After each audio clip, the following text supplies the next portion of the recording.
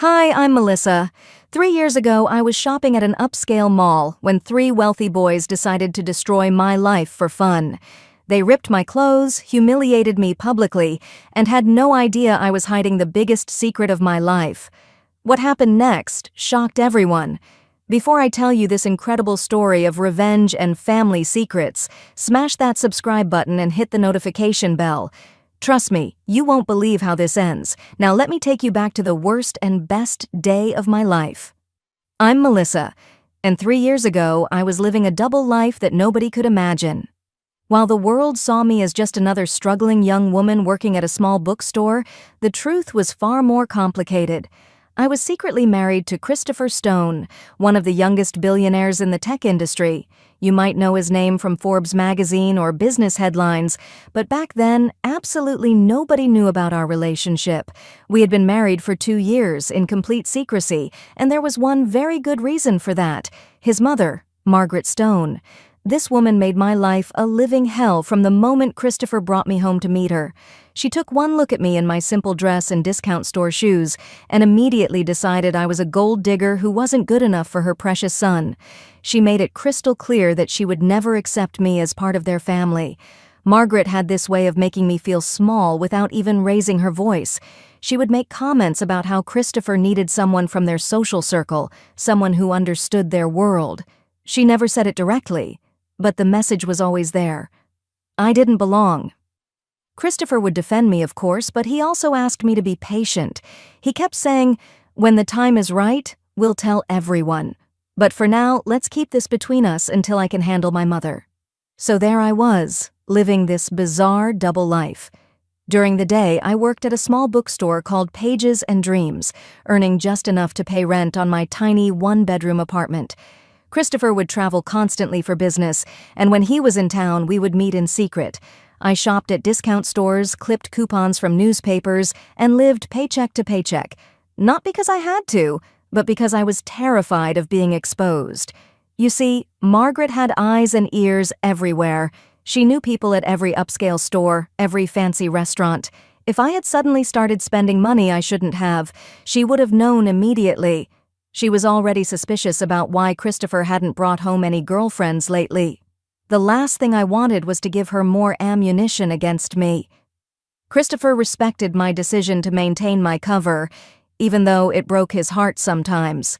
He would offer to buy me things, to take me on trips, but I always said no. I was convinced that if we could just wait a little longer, find the right moment, everything would work out. Looking back now, I realize how naive I was. It was my 26th birthday, and I had made a decision that would change everything. For 2 years, I had been living like a shadow, afraid to step into any space where I might be seen as not belonging.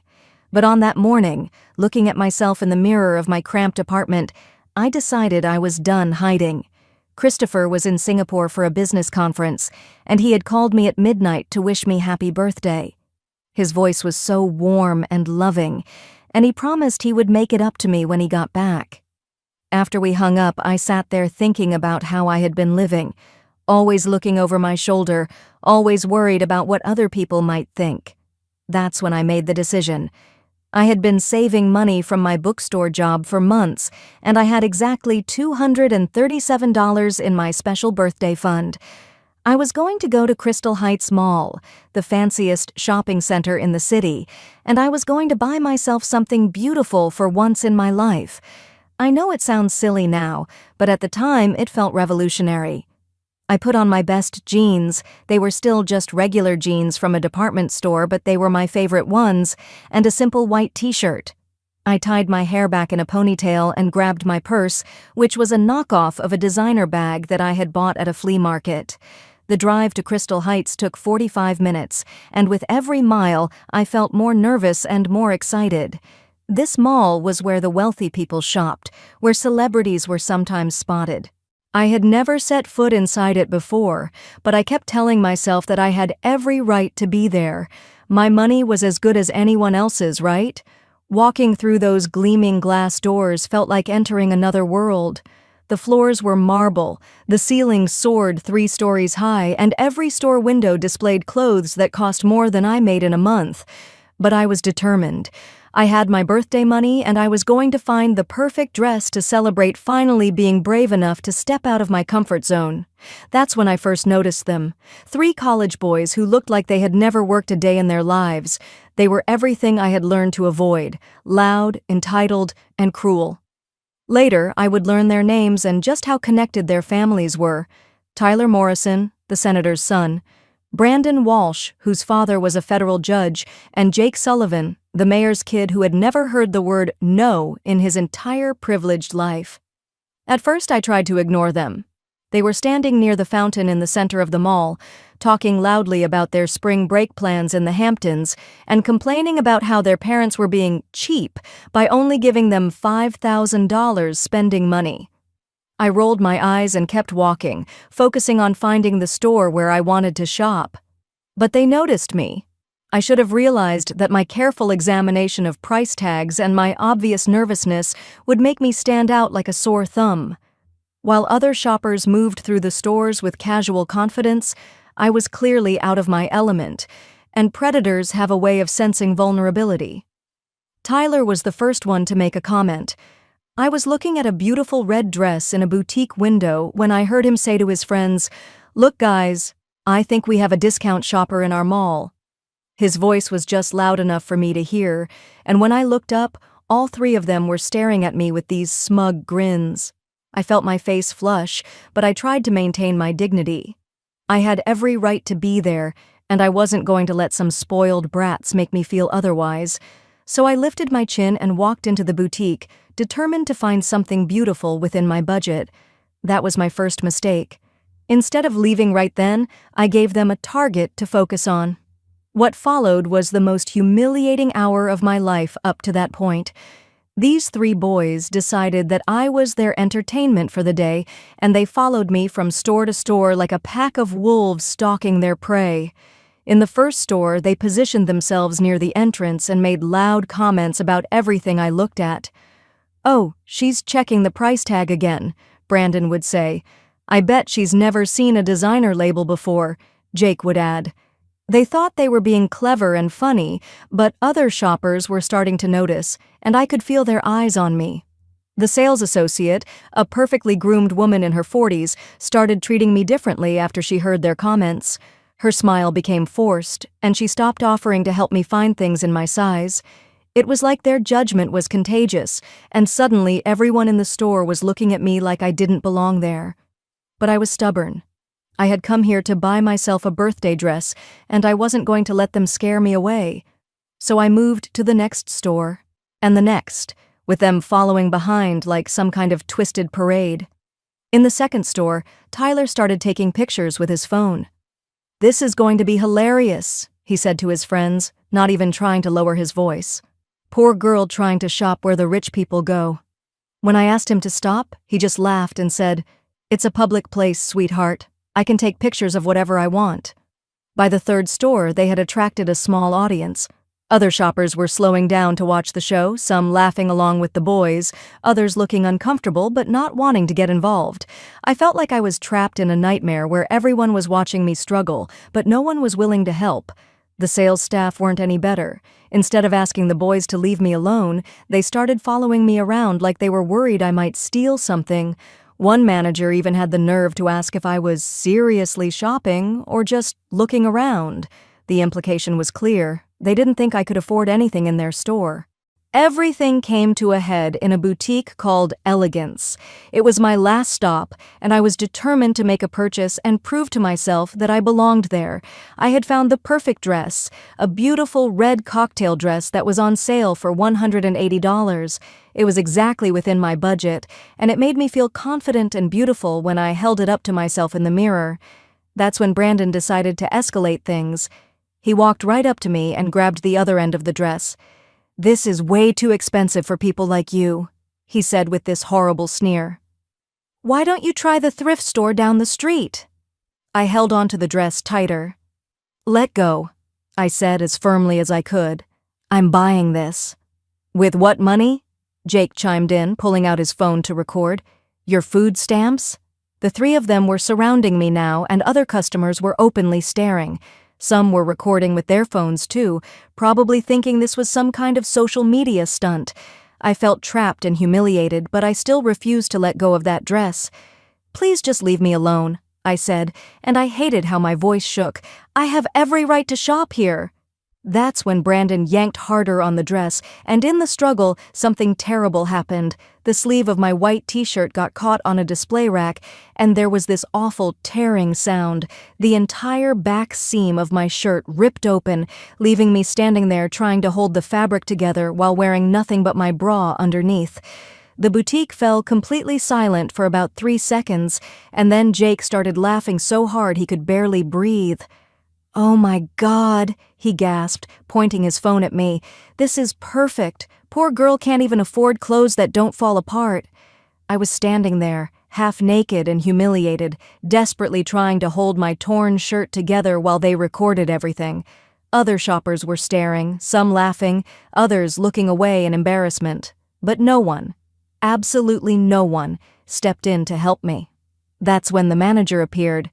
Instead of asking the boys to stop harassing me, she looked at me with disgust and said, "Ma'am, I'm going to have to ask you to leave. You're causing a disturbance and it's making our other customers uncomfortable." "I'm causing a disturbance?" I couldn't believe what I was hearing. "They've been following me around and harassing me for an hour." But she was already shaking her head. "These young men are valued customers. If you don't leave immediately, I'll call security." That was it. That was the moment when I finally broke down. Standing there in that fancy boutique, holding my ripped shirt together while privileged boys recorded my humiliation and staff members treated me like garbage, I started to cry. Not just a few tears, but deep, soul-crushing sobs that came from months of hiding, years of feeling like I wasn't good enough, and the crushing realization that no matter what I did, some people would always see me as less than. Jake was still recording when I pulled out my phone with shaking hands. "Oh, this is great," he said to his camera. "Now she's calling someone. Probably begging for a ride home." Through my tears, I scrolled to Christopher's contact information. My hands were trembling so badly I could barely hit the call button, but somehow I managed it.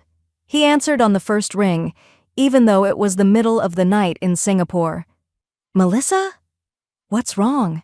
His voice was immediately alert and concerned. "Christopher," I whispered, trying not to let the boys hear too much. "I need you. I'm at Crystal Heights Mall, and I really need you." There was a moment of silence, and then his voice changed completely. It became harder, more focused. "Are you hurt?" "Not physically, but I'm on my way. Don't move, don't talk to anyone, I'm coming." The call lasted maybe 30 seconds, but the boys heard enough to start making jokes about my boyfriend coming to rescue me. "Oh, poor baby called her boyfriend," Tyler mocked. "I hope he has a car that actually runs." They had no idea what they had just set in motion. I found a corner near the mall's customer service desk and sat down, still holding my torn shirt together with Christopher's jacket that I always kept in my purse, a reminder of our secret life together. The boys had gotten bored with me once I stopped reacting to their taunts, but they were still nearby, probably hoping for more entertainment. As I waited, I thought about Margaret and how she would react when she inevitably found out about this. She would probably say this was exactly why I didn't belong in Christopher's world, that I was an embarrassment who would only bring him down. For a moment, I almost called Christopher back to tell him never mind, that I would handle this myself, but I was so tired of handling everything myself. For 2 years, I had been living in the shadows, making myself small, trying not to cause any trouble, and look where it had gotten me, sitting in a mall corner, half-dressed and humiliated, while privileged bullies treated me like their personal entertainment, so I stayed put and waited for my husband to save me. 23 minutes later, I heard the sound that would change everything, expensive car doors slamming in the mall parking lot. Through the glass windows, I could see a convoy of black SUVs pulling up to the main entrance. My heart started racing because I knew exactly who was in those vehicles. Christopher Stone walked through those mall doors like he owned the place, which, for all I knew, he might have. He was wearing one of his perfectly tailored business suits, the kind that cost more than most people's cars, and he moved with the kind of quiet confidence that made everyone stop and stare. Behind him walked his personal assistant, Janet, and two men in dark suits who were obviously security. The entire mall seemed to go quiet. Conversations stopped mid-sentence, phones came out to record, and shoppers started whispering to each other. Christopher Stone wasn't just wealthy, he was famous wealthy. His face had been on magazine covers, business news programs, and social media feeds. People recognized him immediately, but he wasn't looking at any of them. His eyes swept the mall until he found me huddled in my corner, and the expression on his face was unlike anything I had ever seen before. It was fury and love and protection all rolled into one, and it was terrifying and beautiful at the same time. He walked straight to me, ignoring the stares and the whispers and the phones recording his every move. When he reached me, he immediately took off his suit jacket and wrapped it around my shoulders, covering my torn shirt completely. "Are you okay, sweetheart?" he asked softly, his hands gentle on my face as he checked for injuries. I nodded, too overwhelmed to speak. His jacket smelled like his cologne and felt like safety and home. Then he stood up and turned around, and that's when Tyler, Brandon, and Jake got their first real look at him. I watched their faces change as recognition dawned. Tyler's smug grin disappeared completely. Brandon's phone slipped from his suddenly nerveless fingers. Jake actually took a step backward. "Which ones?" Christopher asked me quietly. I pointed to the three boys who were now huddled together near the fountain, looking like they wanted to disappear into the floor. Christopher nodded once, and then he spoke in a voice that carried throughout the entire mall. "Nobody hurts my wife."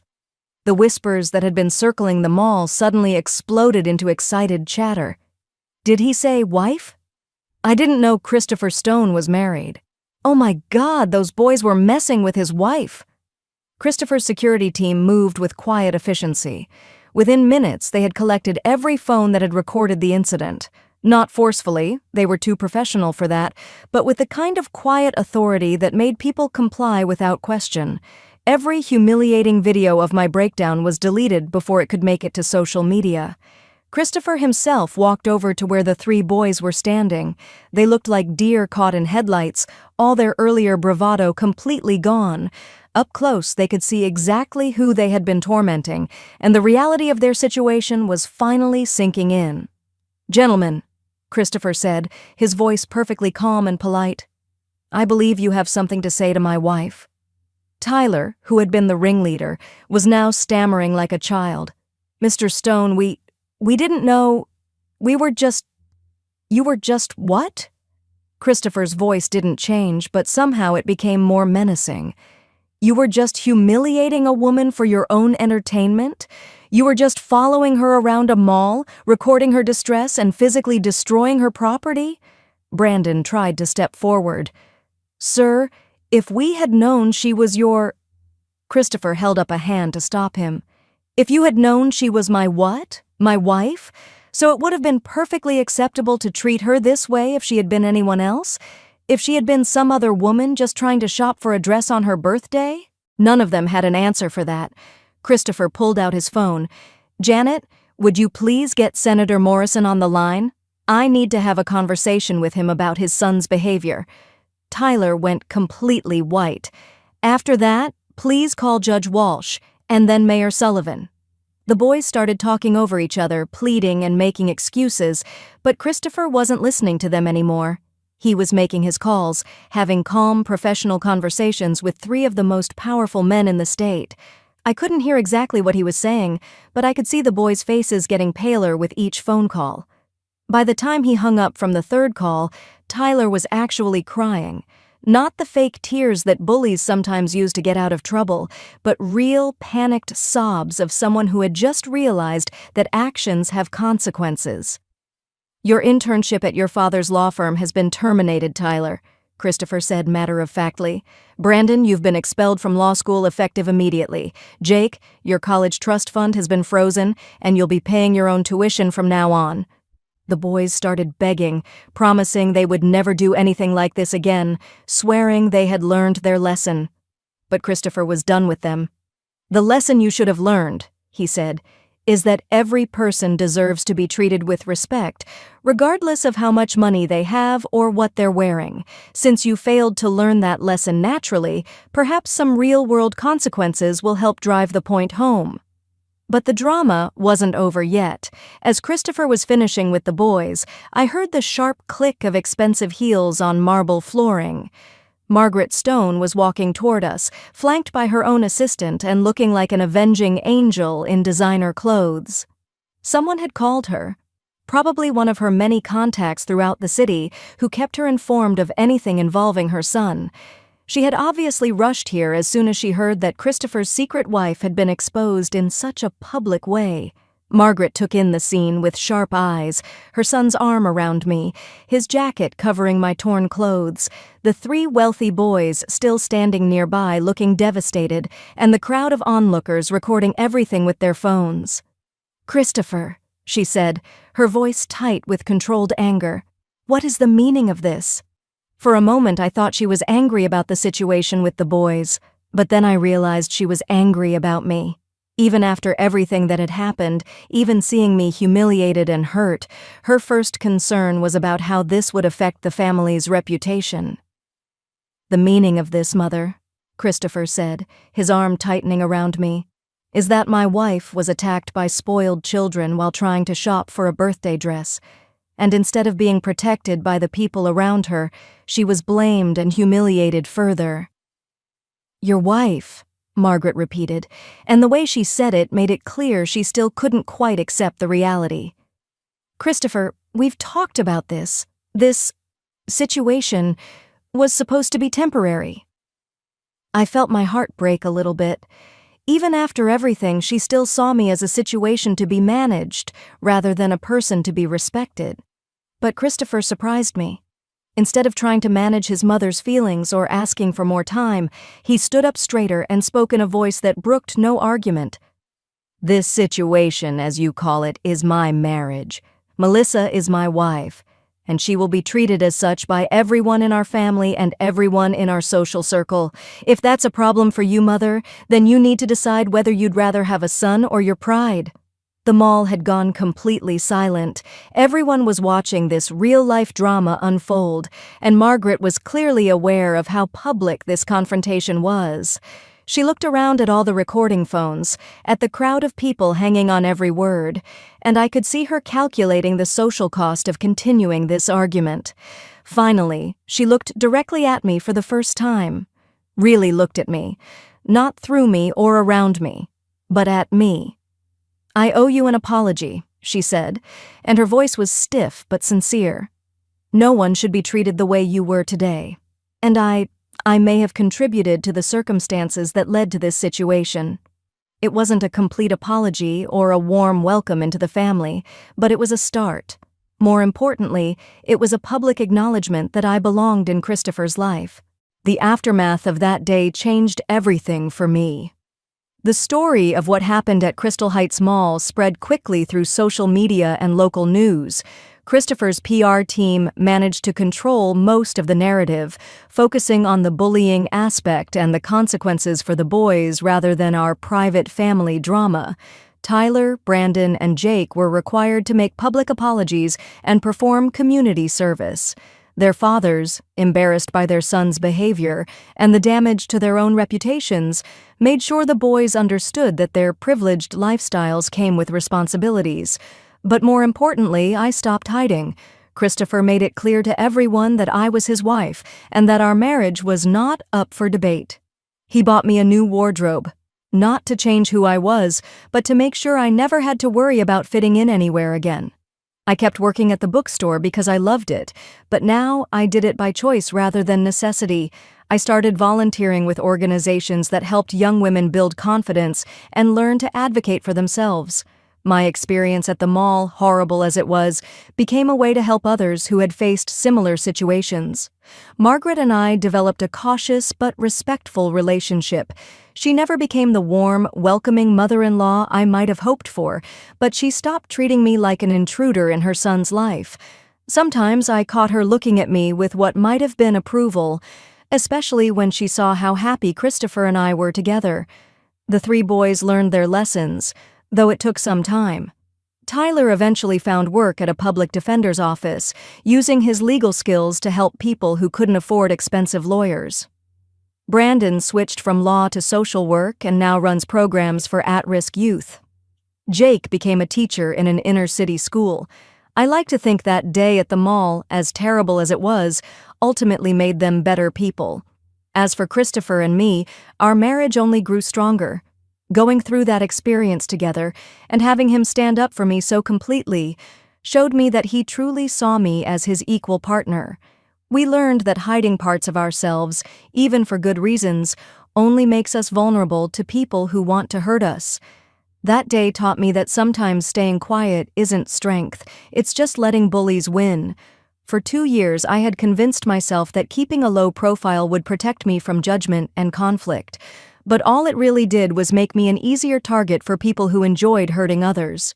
Christopher showed me that real power comes from using your strength to protect the people you love, not from hiding in the shadows hoping to avoid confrontation.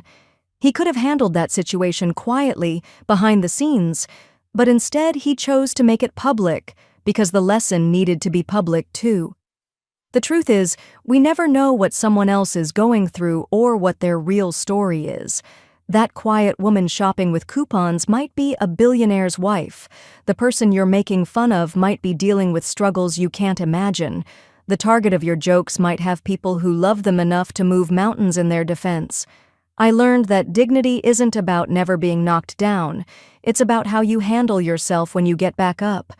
I also learned that you can't control how other people treat you, but you can control whether you give them the power to make you feel small. Most importantly, I learned that the right person will never ask you to make yourself smaller to make them more comfortable. Christopher loved me exactly as I was, but he also wanted me to feel strong and confident in every situation. He didn't want a wife who hid in the shadows. He wanted a partner who could stand beside him in any room. That day at Crystal Heights Mall was the worst and best day of my life. It was the day I stopped hiding and started living as my full, authentic self. It was painful and humiliating and terrifying, but it was also liberating in a way I never expected. Now, 3 years later, I can honestly say that I'm grateful for every part of that experience, even the awful parts. It taught me that I'm stronger than I thought, that I deserve respect regardless of what I'm wearing or how much money I have in my wallet, and that sometimes the most important thing you can do is simply refuse to disappear when people want you to. That day changed everything for me. I learned that hiding who you are never protects you, it just makes you an easier target. Christopher showed me that real power comes from protecting the people you love. If this story inspired you, please give it a thumbs up and share it with someone who needs to hear this message. Have you ever been bullied for not fitting in? Share your story in the comments below, and don't forget to subscribe for more real-life stories about overcoming adversity. Remember, never let anyone make you feel small. You never know your own strength until someone tries to break you.